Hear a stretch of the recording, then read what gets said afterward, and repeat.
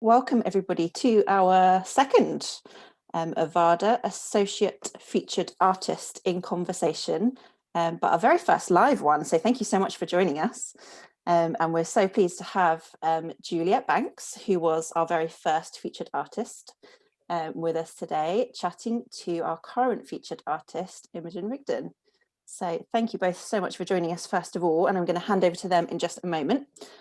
But before that, for those of you that don't already know, just a little reminder that all of the featured artist blog posts and these in conversations are on the OVADA website. And you can find all the information about all the different associate benefits on there as well. And if you're interested in being a OVADA associate featured artist, you can also be in with a chance of that if you're signed up as an associate, and if you have a profile listing on the OVADA website as well. The benefits of being a featured artist are you have a 2-month Instagram residency. So you might have seen lots of amazing imagery that Imogen's been posting on the OVADA Associate Featured Artist Instagram page. You have a blog post on the OVADA website. You get a chance to do an in-conversation event like this, and you get the opportunity to pick the next featured artist. So lovely Juliet picked Imogen, and we are going to hear all about Imogen's practice in their in-conversation. Towards the end, we're going to have a little bit of time for a Q&A. So if you think of any questions as we go along, feel free to just pop them in the chat. And then after their chat, we will come to those questions and have a chance to hear a bit more about anything that you're interested in hearing more about. So I'm going to pop myself off spotlight and welcome Juliet and Imogen. So Juliet and Imogen, are you happy to kind of introduce yourself first, and then we'll get started on your chat? Okay, shall I start then? I was lucky enough to be chosen by Lisa back in October, November, to be featured artist, and I really enjoyed it. And then it was my job in December to choose somebody. Anyway, I took a bit of a long time with all the lockdown and everything went crazy. So Imogen has been our February and March featured artist. And I have to say, Imogen, hello and welcome. And I really enjoyed reading your blog. I just thought it was very, very good. And seeing your lovely work come up on Instagram, sort of every as it popped up, it was absolutely great. And so what I thought I'd like to do is ask you to introduce yourself. Right, well, hello, I'm Imogen, and I began my OVADA adventure in 2014. I joined the Warehouse Art School, and that was a real, made such a difference. I've been a real, I don't know, temporary amateur, well, I am an amateur really, but temporary playing at doing painting and stuff. I really needed a challenge, and so I'm delighted to get in, and I joined the OVADA Warehouse Art School in 2014, and I stayed until 2016, and then I did a couple of years of painting, the contemporary painting course, which was tremendous as well. We got to meet a lot of mid-career artists who led the sessions, and I learned a huge amount from them. And mainly, I think I'd say that I was an experimental artist. I tend to learn new skills. I'm always interested in new things, and I never go very deep into them. I just take what I can and use it to do what I want with it. So I have a reason for learning something, like natural dyes. I've learned about, or I'm learning about natural dyes, and I'm still learning. There's so much to learn, but I'm dipping my toes into that and using it to do things that I need to do in my practice. And I just do that all the time. I pick a skill I had the same experience. I came to the Warehouse Art School, and I stayed for 3 years. So it was quite something, which was absolutely great. Yeah. And when I left, I sort of found myself thinking, oh gosh, what's the next project I'm going to do? But anyway, and now it's all calmed down and that's fine. So what I also wanted to ask, and I think so many artists want to know from other artists, is during this last year, we've had this time where we've had sort of no deadlines in a way, or no to-do lists. And has this changed your practice? And have you had to adapt, or have you had to adapt your practice or your processes? Or have you felt very locked in by all the restrictions? No, my experience has been completely the opposite, because I had a massive deadline. I had a show that was going to happen at the North Hall in February. And so I'm only just now going through that period of not knowing where to go. Yeah. And I've already found a direction. So I'm never one for hesitating. I have a few days off and then I get involved in something different. But no, I've had a massive deadline, and I've only just packed the whole show away for next year. Right. So it's been, that was all encompassing from about September on. I was working full time. Yeah, how lucky you were though to have that, because you've also had a lot of freer time probably then. Yes, I did. Right. I was fairly free, and I was also here, because normally I work in several places. I can work in the Highlands, or I work in North Finisterre, and particularly by the sea, and then I work here, and so I tend to do different things in different places. Yes, I think that was one of my questions about. I saw from your blog that you had these 3 different places where you visited regularly. And so is there one place that where you paint or you collect things, or do you do different things in different places, or can you just work in all of those places at once? Because it's quite lovely to have that. It is. Yes, I have a big space to work in Scotland. It's an old village hall building, which we renovated with another couple, and we have a tiny flat but a massive building. It used to be a meeting room. I wish it were here, because that's my best space. Okay. But I don't think I really necessarily need a very big space to do my work. When I'm in Scotland, I do tend to do painting.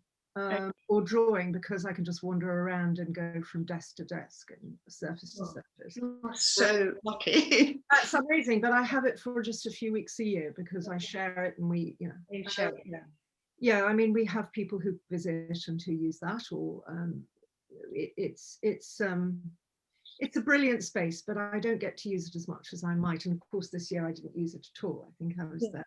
Because in Scotland, the light is so different to here, isn't it? Yeah. Is it the light that I don't do landscape really, or seascape that exists. So I suppose I am inspired by the light, but I don't take from what I see. It goes through me. I see stuff and I sketch, but I don't ever produce anything that looks anything like what I'm looking at. Right. So it's not a real. I'm sure the light does influence what I do. I do try to bring the light into it. Yes, and it is stunning. And then Finisterre is wild. And that's the influence best thing for me, that you get the wildest weather, absolutely crazy weather. Crazy. Is it whereabouts is? I was a bit ignorant. I wasn't quite sure if North Finisterre was in Spain or France. No, it's there is a Finisterre in Spain. This is North Finisterre in Brittany. So it's not popular bit, right? Where the English never go.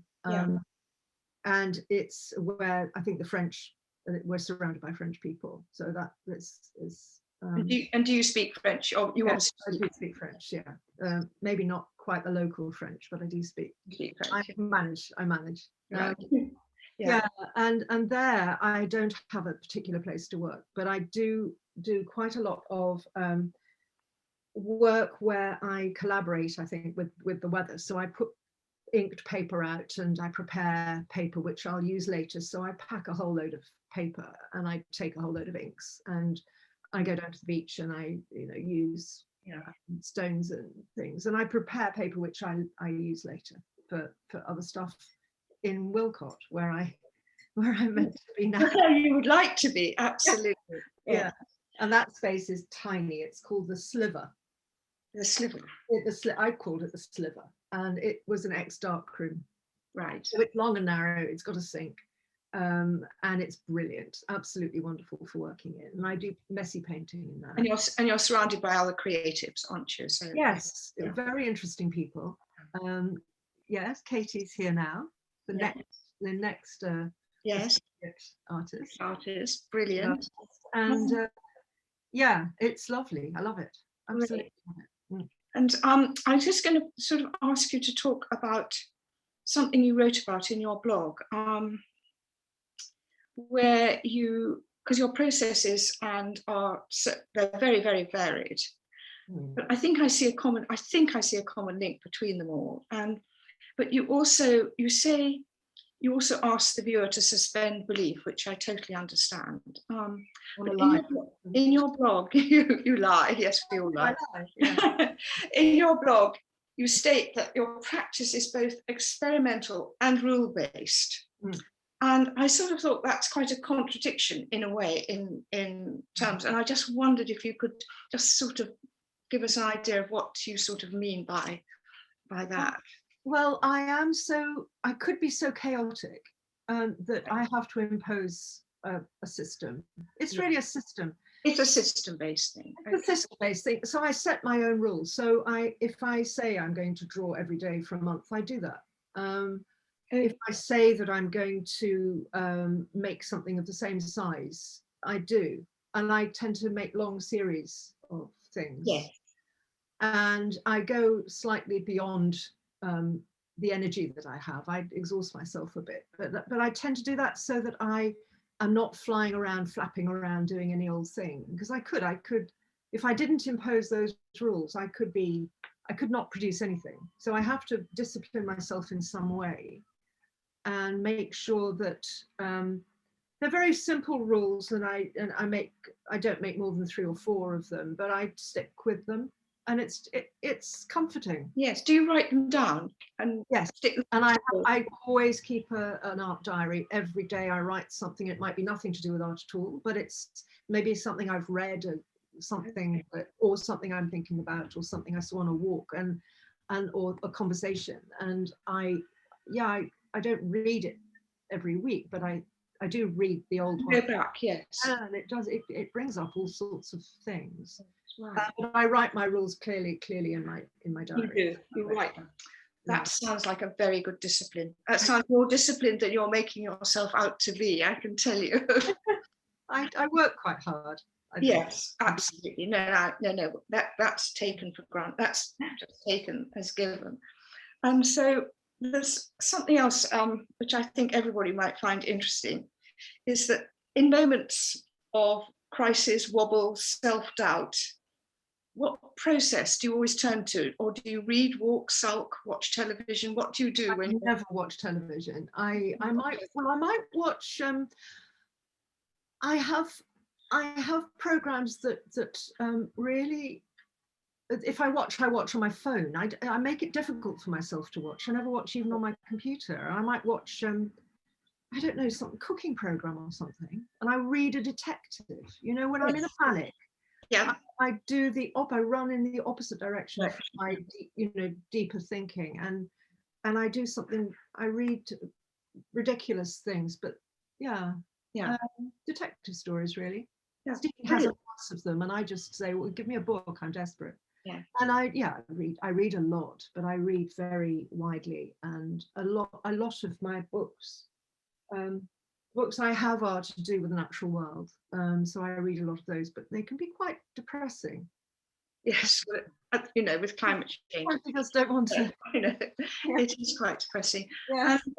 So do you write as well? Do you actually write? Because I don't write at all. I find writing really hard, and I don't write. But I know a lot of my friends who are artists write as well, and I just wonder, do you write? Yes. I write a lot. I occasionally poetry, but I never show it to anyone. Very well. But I do write a lot, and sometimes it's just just thoughts. But sometimes I write short stories and things like that. But I don't. But it's not for anyone. Little tiny things, 2-page, 3-page things. Yeah, it's not my, it feeds my practice. It's not part of my practice exactly, but it's a layer. It's a layer of your practice. Yeah, I think. And what process would you turn to if it's sort of, I mean, I think, I don't know what I turn to. I probably turn to my camera if I'm feeling slightly. So what would you do? Would you paint? I would probably walk. Yeah. Yeah. If I can't work, if I'm in a panic about anything, I can't produce anything. No. So I have to really do something different. Right. Are we talking about panicking or I'm talking about ideas that aren't working, processes that sort of, but then sometimes processes that aren't working throw up other processes. And I just wondered if that was so in some people, if things are going wrong, actually the leftover bit is something really quite interesting, and you can pick that up and run with that. But I was wondering how you sort of set about picking yourself up. It's very, the only thing I can say is that, well, recently I had a real problem with how to make a piece of work, which had to do with the Look Outside project. I know Roger Pugh was marvelous. He sent me all sorts of stuff. People were sending me phrases. Oh yes, that was wonderful. I love that. Yes. From a lockdown situation, and there was, and I was using them, but how to use the whole thing. I had more than 200 pieces of sentences, little phrases that turned up through my Instagram, anything. Facebook I hardly do, but Facebook I did do it for that period. Email, people sent things and phoned me with things, messaged me, and I had over 200. I thought, I really have to respect this effort, and they came from all over the world. They were coming from Australia, New Zealand, the States, Canada, and I really wanted to, and I just couldn't work out how to use them. Anyway, I did find a way, but that kind of thing had me really worrying, because it seemed to me that it didn't just involve my work and my, how I was going to be.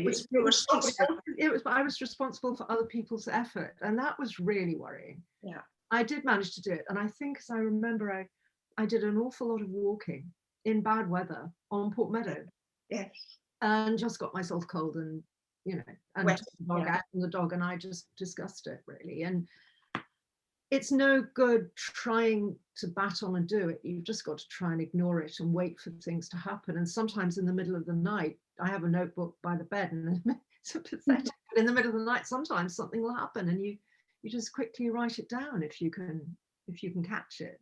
Yeah. So how did you resolve it? Because I didn't see all of it. How did you resolve everybody's work in everybody's? Well, what I've done, because this is going into the Wilderness exhibition next year, but what I've done is I've actually made 3 well, I haven't made them, I've had them made, of course, I'm not that techy, but 3 window frames, and they're capped between glass. So it looks as if you're reading them, but you're actually looking outside to read them. It's sort of through the window to read them. And it's a simple, I wanted to do something simple. I didn't want it to be too fluffy and complicated. And I wanted people to immediately see it look like a window. And they're off the wall, so they'll be hanging somehow. I hope, if I can manage that. They're quite heavy. And there are 3. And I've also used the paper that I was talking about that I made in Finisterre, which is the paper made by the rain, thick printing paper made with ink in the rain, and I've used that as well. So it's a combination. I quite often have an idea, and then another idea, and I use 2 things and bring them together. And in that case, it's the Look Outside project with the Finisterre paper. Finisterre paper, right? Brilliant. And so you've got a whole year between Wilderness for Wilderness. Are you going to change anything? Are you going to add to it? Yeah, probably. I mean, don't tell the Lord. I mean, I would find it really hard to sit there for a year with this work, thinking, actually, what I really think I'd like to. Yeah. Oh no, the essential thing is really my practice. In the last one I did in 2019 was lace weight, and that really in both cases, I think it brings together, I don't think my practice varies really. My methods. No, I don't think it does. I think it's the different processes and methods come together for it. Maybe some paintings will emerge, and I'm not sure about the paintings. I've done a few, and I think I might do a few more, and they will be influenced probably by, I do quite a lot of drawing using sound and listening, and it can be human sound or natural sound, and I sort of transcribe it in my own way. I've been doing that since I went on a trawler, or before I went on a trawler to the Outer Hebrides. I was so jealous of that. It was absolutely they were amazing. Just amazing trip. Yeah. With some lovely people, like-minded people, actually, and yeah, Mike Collier is an artist who I really admire, and he's a printmaker, and he teaches in the north. This is, I don't know whether you can see that. No, behind it, bright yellow print. It's the Song of a Wren, which is it's an astonishingly violent sound, actually. And he and I were talking about this idea of using birdsong. Yeah, I didn't know he was doing it. He does it in a very, very beautiful and precise way, and I do it, and I just take rough shorthand. I sit in a wild place with my notebook, and then I bring it back and I use those marks, and I declare that is what it is. What it is, absolutely. Yeah. Whereas we know exactly that is because that's actually from a sound recording. You know? Right. I just declare stuff, and for me it is. So you use very little technology. You don't make films, or no. No. I'm really not techie. No. I've never gone into anything deeply enough to say that I am anything. So I'm not a printmaker because But you've made prints. I've made prints, yeah. And I'm not a silversmith, but I've worked in silver, and I'm not a plumber, but I've made bent pipes and soldered stuff. I mean, I've got these little tiny pieces of knowledge and a whole area of expertise that supports me. I've got a whole load of people that help. But so when I do a big sculpture, I get people. People are there to help. But you've got an aesthetic that it drives your work, haven't you? I mean, it's just, yes. Yeah. I mean, I'm extremely lucky to have really such technically able people around me, and they don't mind me asking. You are lucky. You're very lucky. I know I'm tremendously lucky.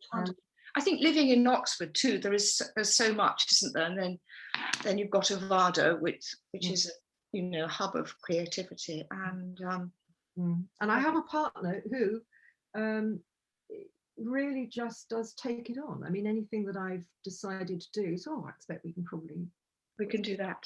Absolutely. Yes, ridiculous. Huge things, which you're so lucky. You're very lucky. Yeah, I really, really am, and I do appreciate it. And a son who's been doing deep printing, and it's I'm tremendously lucky. And nobody seems to think this. I think Roger Perkins was the person, I think, who, and he's still there probably, he hasn't gone anywhere. Have you gone, Roger? No, he's still there. But I think said to me, and it really made a difference to me, you can do what you want.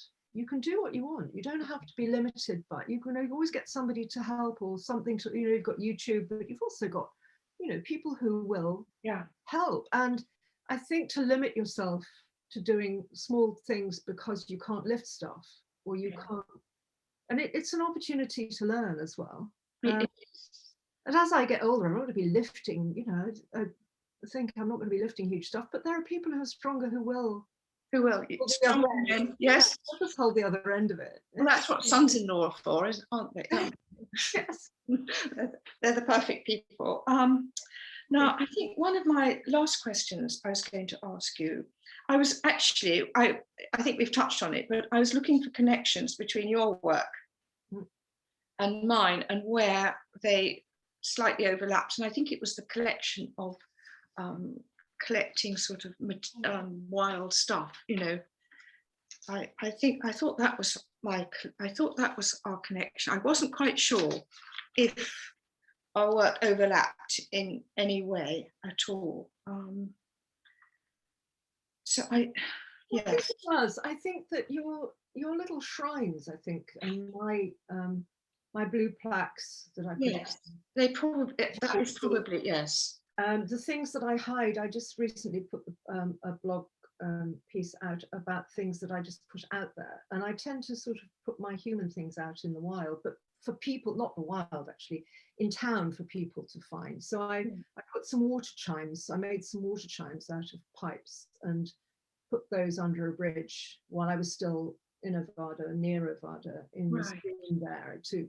And your blue plaques too. My blue plaques. Did you make them? Did you make them personally? My son, I designed them. My son had a 3D printer at the time that was working, so he made them for me. And then Steve and I snuck out into town. And at night? No, in broad daylight, because I'm invisible. I really am completely invisible. Yeah, I know. Totally. And so I just and the real the best thing for me was going in with a bunch of pamphlets, with a tour with these blue plaques on it, to the tourist board, the Oxford Tourist Board. That was brilliant.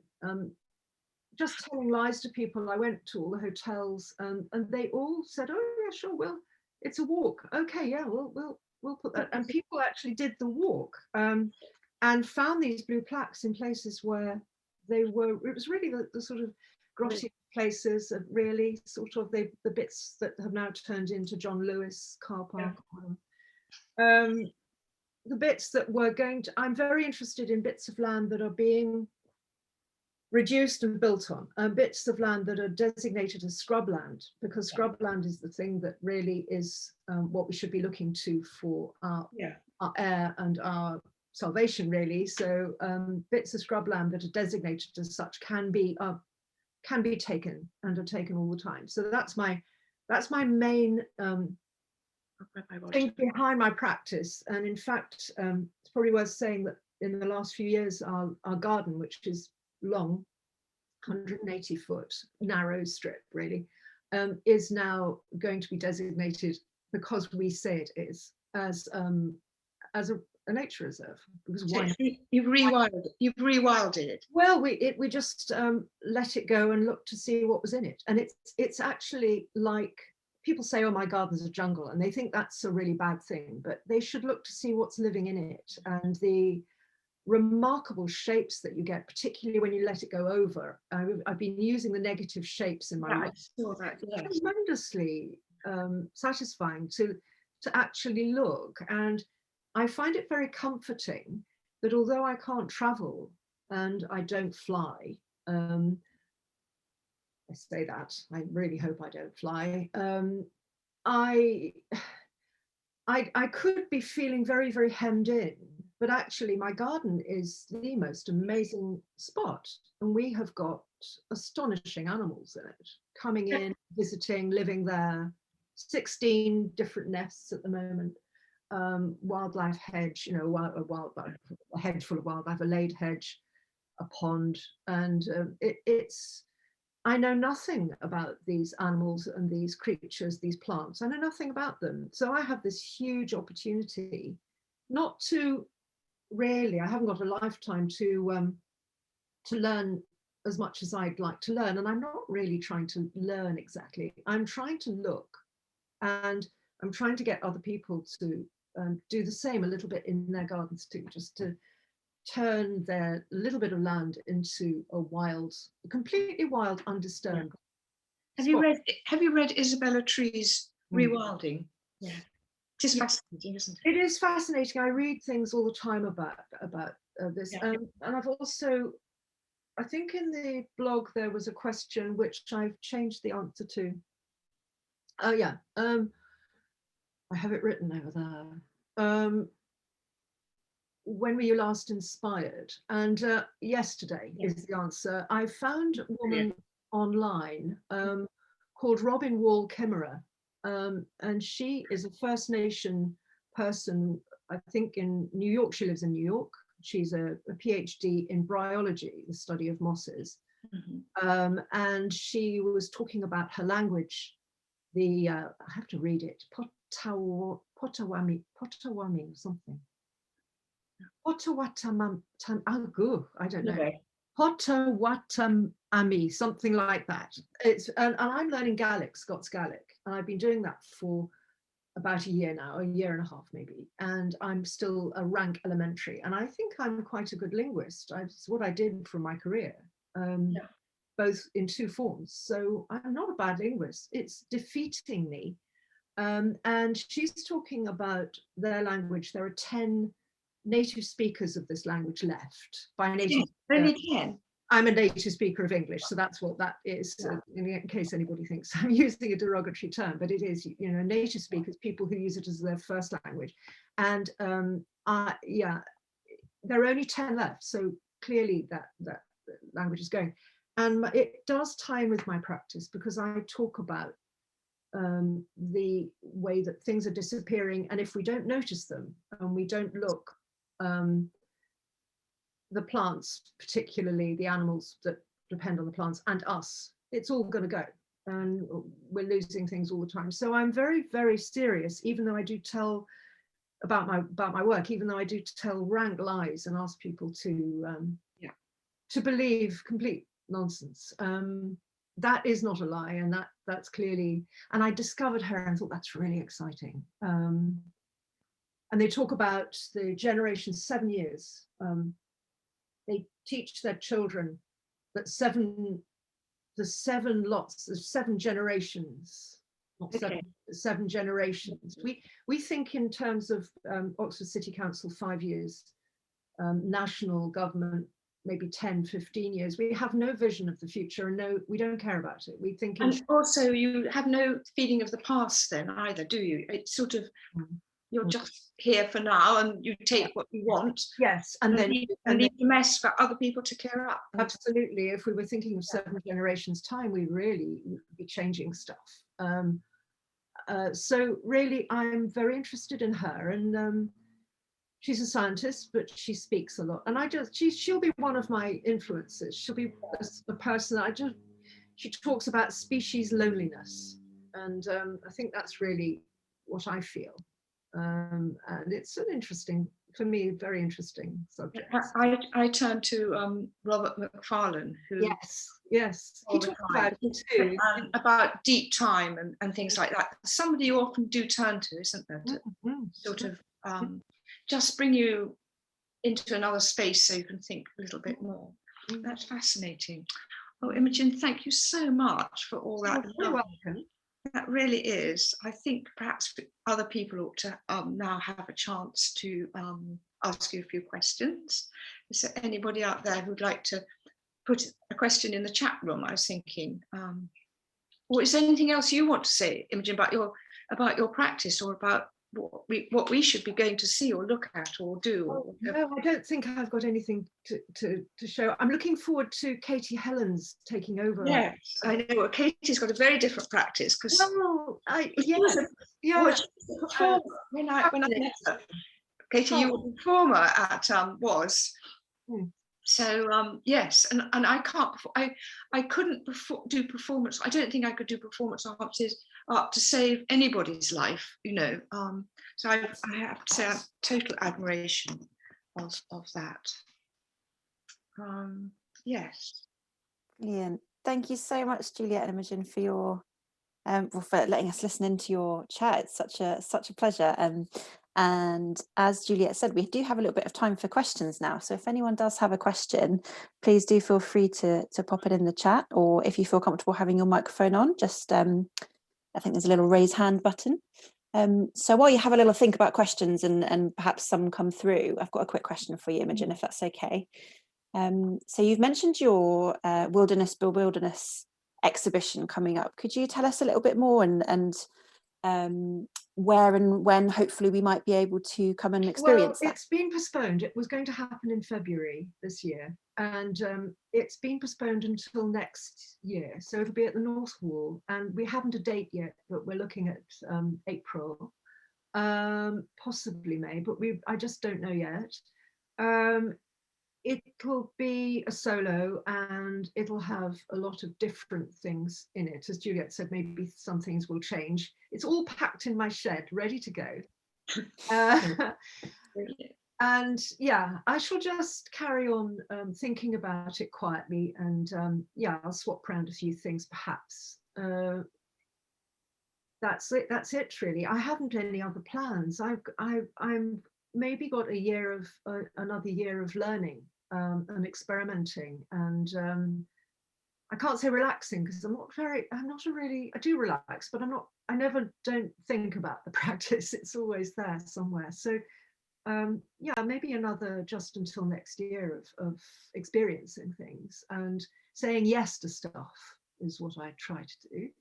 And I forget, I've been to the North Wall a couple of times, and I forget, how big is the space? Is it a large, is it easy space to show in? Fabulous. Is it? Absolutely fabulous, yeah. It's a really good space. White walls. Right. Very, yeah, it's really good. It has a natural flow to it, which is wonderful. So you can tell a story.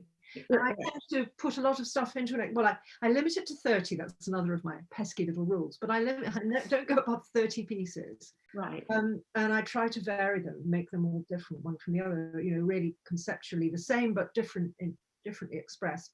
And I tend to make the exhibition into a narrative in a way. So you walk through it and understand their maybe right intention. Yeah.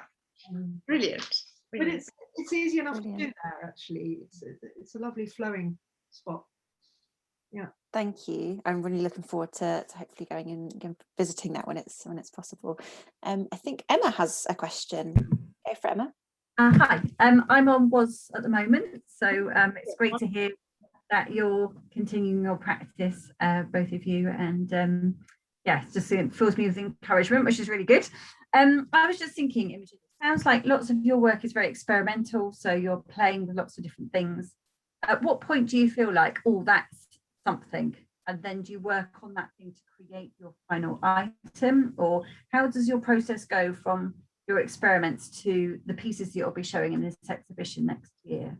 Well, for example, the natural dyes. I just noticed on Instagram somebody was talking about natural dyes, and I'd actually rewilded the garden last year. Or we'd stopped fussing it. We'd stopped doing anything to it and stopped taking dandelions up and stuff, and just saw more insects. And then I found this book, Natural Dye Colours from Shetland. Very nice woman who sent me a message. Oh yeah. She sent me a message. It's a gorgeous name, Bunchy Teresa Casey. Bunchy is my best one. And she talks about how to use natural dye and when to take the plants and what to do with them. So I just got myself a big jam pan and took over the kitchen and yeah, bought myself some alum, which is fairly nasty, and yeah, soaked bits of old iron in water and found myself all the things that she was talking about. It's very witchy. It's very yeah. And like cooking. It's like cooking. And then from there I started dyeing cotton. So here, this is going to be in the show. This is my bunting. And these are photographs of the wild weeds that grow up and down the road outside that the council constantly tries to poison, and I constantly try to stop them poisoning, and well, I disapprove anyway. Anyway, so I started dyeing and then putting photographs onto dyed material, and that's how it works. That's, to answer your question, it works very slowly and in a very quiet, layered way. And I potter on and I use anything that I have for the next thing. So I decide what I want to do, and then I think, how am I going to do that? Oh, I know I could use that technique. And then these, but I tend to be very, yeah, experimental. But then when I get to a stage where I'm trying to make something, I try to make it look genuine. So this is all hand sewn. And it took me ages, and I was groaning. It took me probably a couple of weeks to put. I've got 3 meters. No, I haven't. I've got 7 meters of it. Massive amount of stuff. I mean, it's all here. Massive amount of stuff. I mean, it goes on and on. And these came from photographs that I had in my last exhibition, which were just in an album, a very polite album with all the street weeds. And that was in a piece of the exhibition which I didn't really mention. I just left it there for people to discover very quietly. And that idea came from, I think, one of my painting teachers, Luke, I think it was Luke, who said when he has an exhibition, he puts an exhibition together and he describes everything, but he always leaves something in it for the next exhibition, which will then feed into the next one. And I just love that idea. I love that idea. So I took the photographs and thought, how can I use these photographs differently? And there we are. That, I don't know whether that answers your question. I tend to sort of talk in a very rambly way, I know, but does that? It doesn't. It answers, I know exactly what you're talking about, because I always make work from what I've had before. It very rarely starts, I've got to make work about, I don't know, sewing machine or something. So there'll be something that's happened before that. Yeah. And it sounds very similar to. That's my little sewing machine. Yeah. It does get the jams a bit. Yeah. Emma, did that answer your question? Yeah, no, absolutely. I think it sounds like you just keep playing and then things come out of the play, isn't it, really? And yeah, that's right. Playing is really such an essential thing, I think. And if you've got a very serious concept and a very serious reason for doing your work, then playing seems a little bit counterintuitive. But I think if you don't play, and you don't make it either amusing or attractive, then perhaps people won't be drawn in. And also, if you explain too much, people are going to get bored. So I feel that's my idea for my work. I don't really want to explain a whole load. I want people to think, hang on, that's a weed, isn't it? So the blue plaques for weeds were the people who blog about blue plaques are odd people who I think really who are obsessed with them. And so my blue plaques photographs appeared on this chap's blog, and he said, surely these are weeds. And a lot of people were saying they're weeds though. Why would somebody? So I thought, well, that's literally planted a seed, hasn't it, of doubt about why we should value things enough. Yeah. Brilliant. Thanks, Imogen. Thanks for your question, Emma. So we've got time for a couple of questions that have popped up in the chat. There is one from lovely Steve saying, you mentioned in your blog post the influence of the University of Oxford, the influence of the university on Oxford. Can you expand on that? Well, I would. I was born in Oxford. I was pretty soon aware that the town belongs to Oxford and serves Oxford, and we host the Oxford University, and we are allowed into places, wonderful places like the Ashmolean and the Natural History Museum. I really adore those places, but I feel that the problem living in this particular city, and possibly any other city which has such a dominant university which owns such a lot of the city, is that the contemporary work, the experimental work is really edged to the side and undervalued, and therefore the places that are available for contemporary work are rather like the weeds. I'm talking about that too in my practice. The valuable things that really are interesting are edged to the side, and the things that people trust and put a monetary value on are highlighted and preserved at all costs. And so that's my feeling about being in Oxford. I've always loved it, but I've always felt that I sort of don't belong, even though I was born here, and my grandfather was born here too. Well, no, he wasn't, but he was brought up here. Big family in Cowley. So I think I am an Oxford person through and through, but I do feel an uncomfortable. I think a lot of townspeople feel an uncomfortable relationship with the university. We used to fight them apparently in the streets, and that's why they have the bell on Christchurch. The bell rings, is it 21 times to count the students back in, just in case a townsperson attacks them. I mean, we have this uncomfortable relationship, but I think the problem really is that the posh places are all owned by the university, and as a result, there's been no push by the town. We just doff our caps. We don't say, well, we would like a really nice art gallery that belongs to the town. We can't do that. There's no space. We don't own the land. It doesn't happen. So if you want to go to a very healthy art environment, you'd have to go to a new town, maybe. Don't know, Milton Keynes, I don't know. I was thinking Milton Keynes, I mean, you have to go to somewhere less attractive, and that isn't owned so much by one organisation. I think that's my feeling. I can only say how I feel about it, how I felt about it all my life, really. Thank you. And then a question from Jane is, what is your relationship with your early work, love or hate? Perhaps that's a question that both of you could answer. Oh, I don't know. I think my early work has influenced the later, I think the later work. I think you always go back. I go back, I have portfolios that I keep in my little shed, and I go back and I rat through them, and I find things that I can use, or things that I think, well, it really wasn't so bad. I don't necessarily, I try not to throw stuff away. Because it makes me remember where I was at that time in my practice. I don't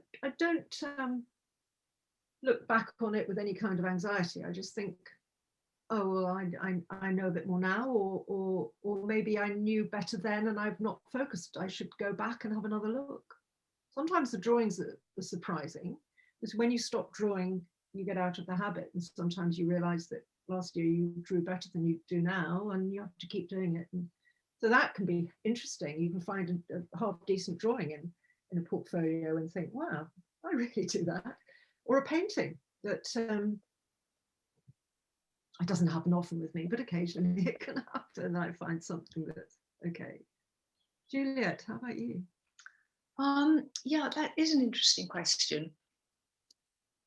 When I did my first degree, it was in graphic design and illustration, rather surprisingly, and I sometimes look at some of my prints I made and I think, oh my goodness, they're quite good.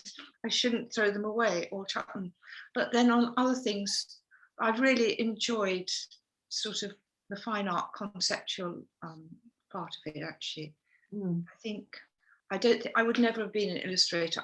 I found the odd commission that I ever did a nightmare, a complete nightmare. And you produce something and the person wasn't thinking in that way. So I thought, I know this is not for me. So yeah, I don't know really how I feel about it. I think there are some paintings I look at that I really think I couldn't do again. That's, I suppose, the answer. Yeah, I think there are things that because they were inspired at the time by something that I felt really deeply about, or was really struck by, I haven't got that. I remember how I felt at the time, but I just don't, it's not as fresh as it was. So I look at those paintings, I think, I really like them still. I know she's got one that I really like, because she has one that I really am very pleased with. And I could never do anything like that again, just because it happened, because it was influenced by something. I think it's that idea of not being able to step in the same river twice, you know. That's really, I think that's really how you have to think about it. Yes, certainly not tearing up behind you, not tearing things up that you've left, just looking back occasionally. Brilliant, thank you. So to round us off, Imogen, would you be able to share with us where we might be able to go and find more examples of your work online? Well, I'm at Imogen Ridgen which is the Oh, yes. I use my Instagram for art only, as a lot of people do. I mean, people that follow me, I follow. It's a tool Yeah. for art work, and so it's at Imogen Ridgen, and I'm listed, I think, in the. So you'd find it if you look down the list. You've got a website too, though, Imogen, haven't you? Which is linked to my Instagram. Yeah, Instagram, yes, that's right. Yeah. ImogenRidgen.art, Yes. and it's linked to my Yeah. It's as I haven't had it done professionally. It's a Squarespace one, Yes. but I just use it to show what I'm doing now. But I use Instagram a lot because in that it can show, whereas my website, I tend to show finished work. So much of my practice is unfinished and experimental that I therefore will use Instagram for that. Yeah, so it's at Imogen. How do you select what you put on Instagram? I mean, I find it quite difficult to know. Yeah, how do you set about selecting? Well, I think of Instagram. I mean, the people that follow me on Instagram and I follow on Instagram, we're sort of like a loose. It's a loose connection thing, isn't it? Yeah. So I sort of think if people might find it interesting, if I find it interesting, then I don't know, I might not, in which case it doesn't matter really. It's just, I'm just commenting. It's sort of a visual Twitter really, without any conversation much. It's just, this is what I'm doing. And sometimes I get help, like if I reference my friend Bunchy, she'll come back with something, or I get help like that. It's like being in a big studio full of people working. Yeah. And for me, it's invaluable because I discover people all the time. Yeah. New people all the time. Yeah. Great. Wonderful. I also watch ballet on it, Ballet Black, and the Netherlands Dance Theatre I've discovered in lockdown. Both dance theatres or dance companies I didn't know before, and I'm dead keen on that. So I do follow them. So it's not purely, but it is art. It's art. It's an art form, but it's not visual art. That's what it is, actually, isn't it? Great. Lovely. And of course we can go back and read your blog post again and see some more examples of your work on the OVADA website, so ovada.org.uk. But thank you so much, Juliet and Imogen, for your time and insightful questions and really lovely sharing of what you've been up to. And thank you everybody for joining us and for watching, listening in. Keep your eyes peeled for the announcement of our next OVADA Associate Featured Artist as well, and our next In Conversation. Thank you so much, everybody. We will see you again soon. Thank you very much. Thank you. Thank you, Imogen.